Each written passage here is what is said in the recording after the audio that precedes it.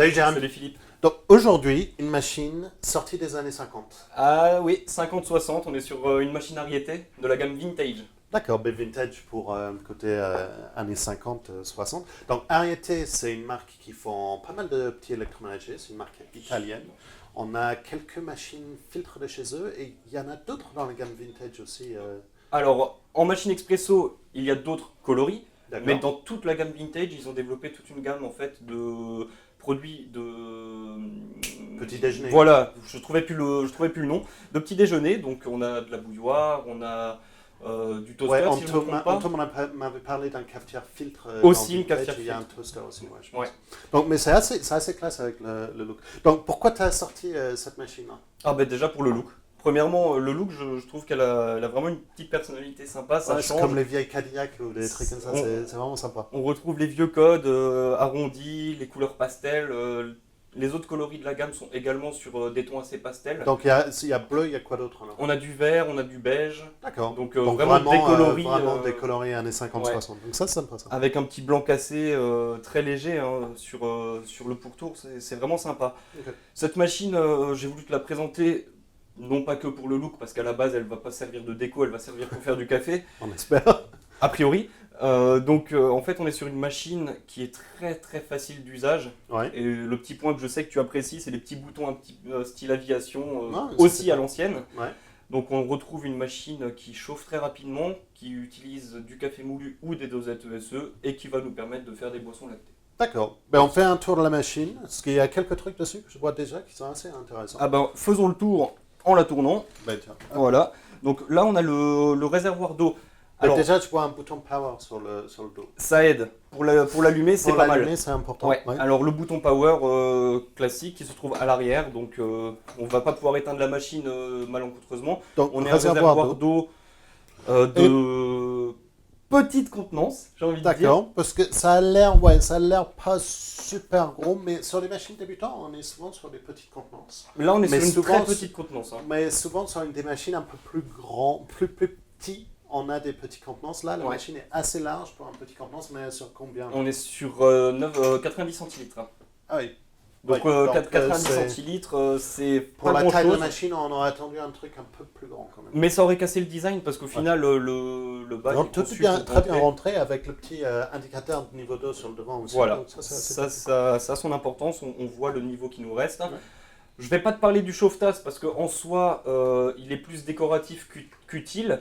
Parce que on Ouais, est sur. Alors, c'est pas on en est- train de chauffer les tasses, c'est en train de garder les tasses. Voilà, C'est- on est sur un corps en ABS très Je voulais arrondi. retirer juste Je t'en pour prie. qu'on puisse voir la machine. Comme tu le vois, c'est très arrondi, donc forcément les tasses partent un petit peu vers l'arrière, peuvent être susceptibles de glisser à un moment ou à un autre. Forcément, on va en avoir besoin d'une. D'où l'intérêt en fait des petits rebords qu'ils ont fait. Voilà, donc Ça donne un style, c'est plus pour garder les tasses que les garder les tasses voilà, chaudes. Mais c'est pour les avoir c'est à sympa. proximité Parce que plus que pour c'est les forcément chauffer. passif par le thermobloc. C'est exactement ça. On est sur un thermobloc, donc Parce la que tu as machine. dit chauffe rapide tout à l'heure, donc je présume thermobloc. Tu présumes bien. Tu présumes très bien même. Très bien. On est sur un thermobloc, donc la machine est utilisable en 3 à 4 minutes environ. Et on passe sur l'avant, parce que Ouais. vraiment sur le dessus, à part le look, voilà. Donc les boutons, enfin les lumières d'indication, donc là on Donc retrouve toujours le style allumé et et en chauffe. train de chauffer. Voilà, c'est ça. D'accord. De ce côté également, tu as, là on est en mode extraction, donc le bouton vers le haut. Si on passe vers le bas, la machine va chauffer un peu plus fort pour activer le mode vapeur. D'accord. Et de mon côté, l'activation et la désactivation en fait, de l'extraction. Donc on active et on l'arrête à la main.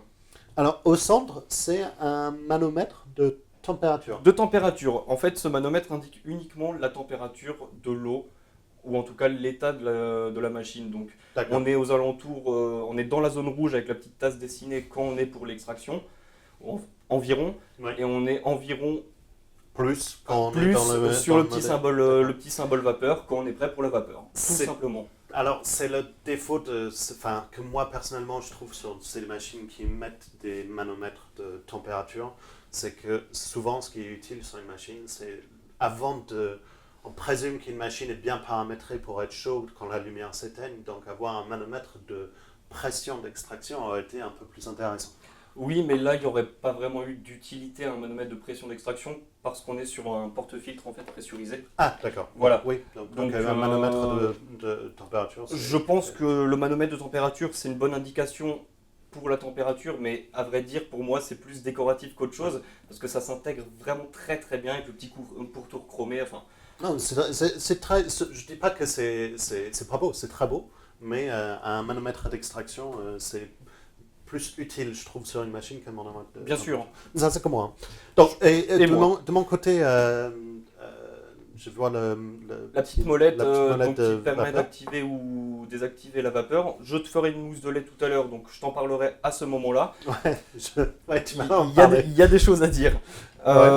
Juste, je t'ai parlé de porte-filtre pressurisé, ça change un petit peu. D'habitude, on parle de filtre pressurisé. Ouais. Là, c'est le porte-filtre qui est pressurisé. Les Donc, c'est un filtres, filtre simple. ouais, les filtres sont simples, hein, que ce soit le 1 tasse ou le 2 tasses.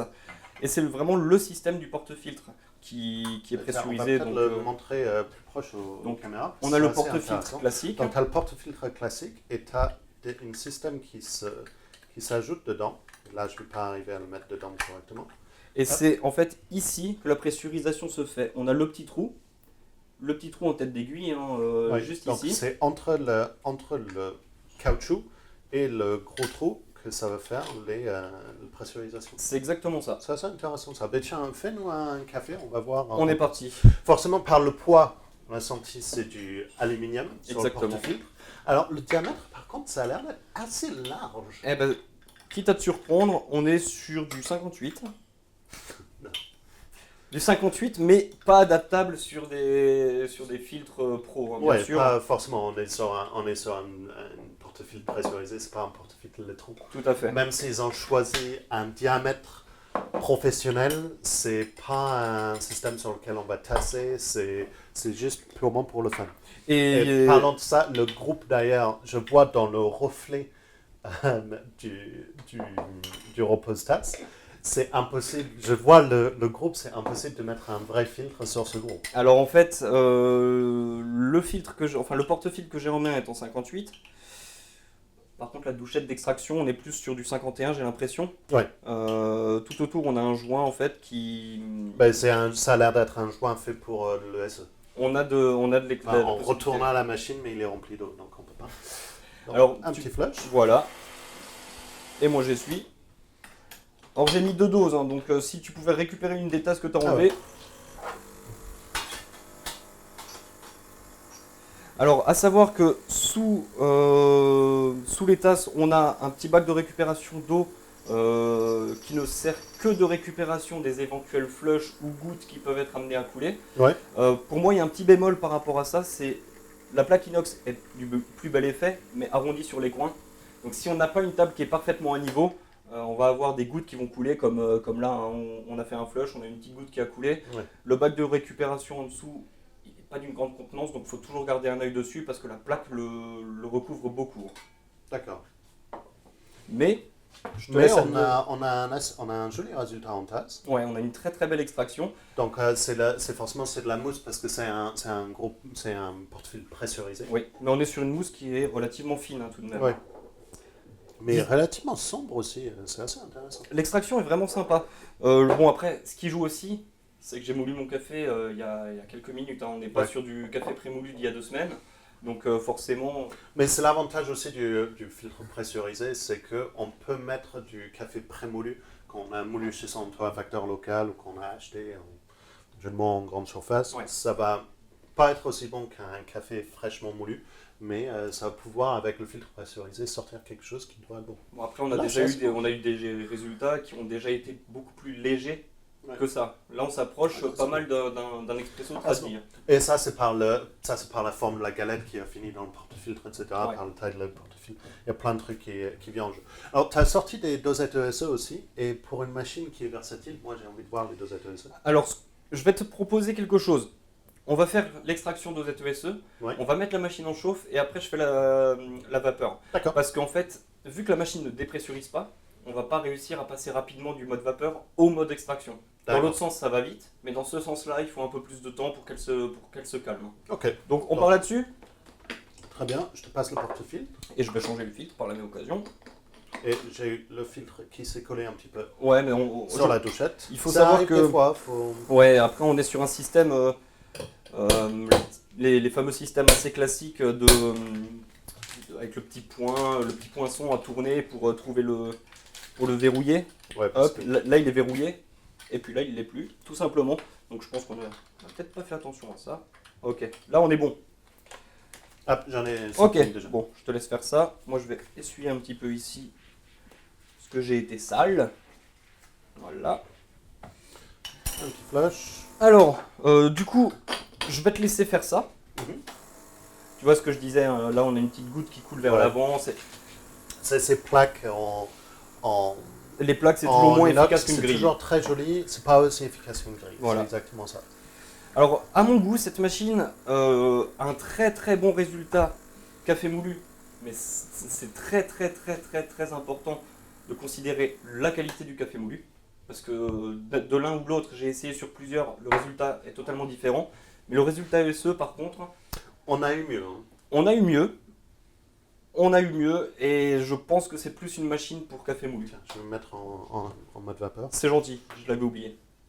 Ouais, on a vraiment eu mieux sur ça. C'est peut-être par la forme de la douchette, par la forme du filtre pour ça. Alors j'ai l'impression, de par la forme de la douchette justement, entre le gros pas de vis au milieu et le gros joint autour, qu'on a vraiment une très petite surface Ouais. de contact entre l'eau et la dosette. et la dosette. Ouais. Donc forcément c'est encore... Et on est comme la taille du filtre est assez gros, étant 58, c'est peut-être un On peu a de trop l'eau gros qui et peut- on a de l'eau qui passe sur le côté. Ouais. Donc c'est un peu dommage pour le résultat ESE.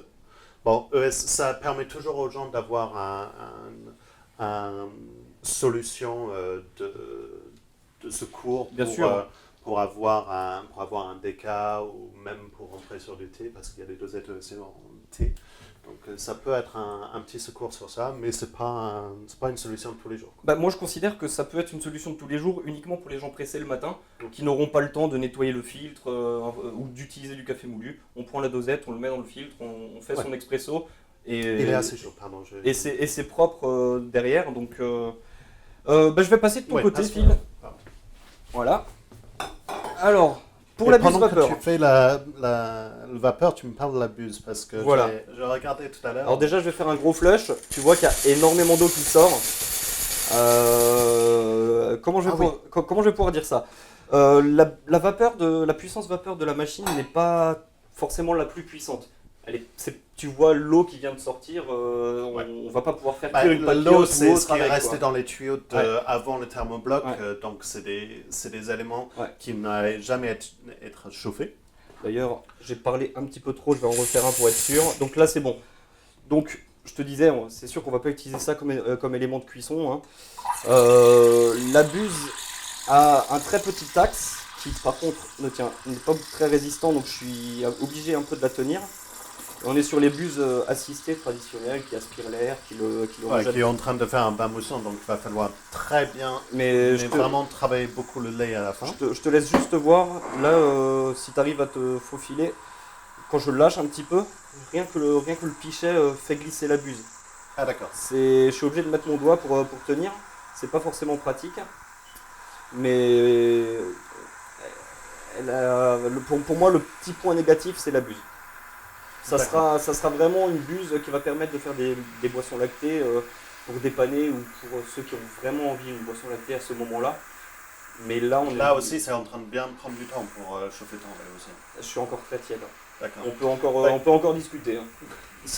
Ils ont forcément mis la buse vapeur pour avoir un buse vapeur pour des gens qui ont vraiment envie d'essayer le latte de temps en temps, mais ça arrive, il y a des machines comme ça où c'est mieux si vous êtes intéressé par du latte de prendre un petit mousseur à lait à côté. Vous aurez une meilleure qualité de mousse de lait sur un mousseur à lait que sur une machine avec une buse à lait qui n'est pas adaptée à faire de la mousse de lait comme celle-ci en fait. Voilà, là on est sur une... Alors, le résultat, tu verras après en le travaillant un petit peu avec un petit coup de main, on arrive à un résultat sympa, assez lisse, mine de rien. Même si le pichet là en ce moment me contredit. Mais bon, ça y est, on est chaud. On arrive à trouver une solution pour avoir une belle boisson lactée. Ça, Ouais, mais pour les gens qui sont pressés pour avoir un boisson lactée, parce que là, tu as pris la main dessus aussi, tu Voilà. sais comment travailler le lait à la fin, donc tu arrives à quelque chose qui est bien. Mais pour des gens qui sont un peu plus pressés, c'est pas une solution mousse de lait pour eux. Tu vois, c'est assez lisse. Là, j'ai pas encore travaillé, je l'ai juste coupé. C'est assez lisse, mais par contre, c'est très cartonneux, c'est très épais, hein. On va avoir des beaux étages, on va dire. Ouais. Je me dépêche de le faire, le café a quand même été fait il y a un petit moment. Alors, en temps normal, on nettoie la buse en enlevant le petit côté inox directement après. D'ailleurs, je me demande si je l'avais pas fait. Voilà, donc un petit flush pour Toujours enlever. flasher après pour enlever le lait qui aurait pu rester dans la buse, c'est important. Voilà, et le temps que les étages se fassent, on peut enlever le petit bout ici de manière très, très simple. Hop, c'est encore un peu chaud. Toi, tu as juste à le tirer, et là, on a Il faut le petit bien bout. nettoyer Ouais. le vis de la fin. C'est important. Tout ce qui est bus à lait, tout ce qui est système lait sur les machines auto, tous ces systèmes à lait comme ça, faut vraiment faire attention de les nettoyer correctement juste après que vous avez fait couler votre boisson, parce que sinon c'est plus difficile pour les nettoyer. Et ça fait du fromage et des bactéries intéressantes. Et du lait séché, tout simplement. Ouais. Bon, je pense qu'on Non, on aura, aura un joli étage qui va se dessiner. bah, on aura le café en plein milieu, je pense. Donc toujours ma petite technique de le tourner au moment de la verse. Alors- C'est mieux pour faire les étages. Vraiment, pour un latte, c'est assez joli. C'est vraiment assez joli. Je suis surpris par la qualité du lait quand tu me parlais de la buse vapeur. J'attendais à quelque chose qui est pire que ça. Mais ça a pris beaucoup de temps. Voilà, ça a pris du temps, ça fait beaucoup de bulles aussi. Ça fait beaucoup de bulles. Mais on arrive. Il faut prendre la main sur ces buses comme ça aussi. Donc, c'est pas au top. Mais de temps en temps, si on a envie d'un latte, on peut en sortir un. On va le goûter. Mais après, on l'a un tout petit peu travaillé, hein. Tu vois, je ne l'ai pas beaucoup travaillé, pas comme c'est sur certaines machines. Ah, effectivement, c'est un peu cartonneux. Voilà, c'est épais. C'est épais. C'est pas. On va pas pouvoir faire du latte art avec Non, ça. bien sûr. C'est pour faire un latte de temps en temps. L'extraction en dosette ESE, effectivement, c'est un peu flotteux. Tu le détectes même avec le latte. Ouais. C'est forcément par le système de groupe. Donc vraiment, c'est pas une machine qui est faite pour du ESE, même s'il y a un filtre qui vient avec. C'est vraiment pour dépanner l'ESE sur cette machine. Mais le résultat en tasse sur du café moulu est vraiment intéressant. Ouais. Le système de porte-filtre pressurisé aussi, comme ça on peut enlever la partie pressurisée si on a envie Et le nettoyer. et le nettoyer. Et c'est important de pouvoir nettoyer Ouais. de la pressurisée. C'est important de nettoyer de pressurisée. On ne le dit pas assez souvent, mais c'est très important. Donc merci beaucoup Gérard de m'avoir merci à montré cette machine au look années 50 qui fait un très bon café. Ouais. Merci beaucoup, à la prochaine. Merci à toi. Bye. J'ai bien aimé ta vidéo avec Jérémy. Moi j'ai bien aimé celle de toi avec Anso. Ouais, moi aussi j'ai bien aimé celle-là, mais par contre elle était moins bien que celle qu'on avait fait avec Damien. Ouais, mais on fait plein de vidéos. Ouais, c'est vrai. Donc, Elles sont toutes bien. Pour toutes les voir, en fait, Il faut s'abonner. il faut s'abonner. Mais si t'as aimé le produit qu'on vient de voir, Ouais, bah, c'est là que ça se passe.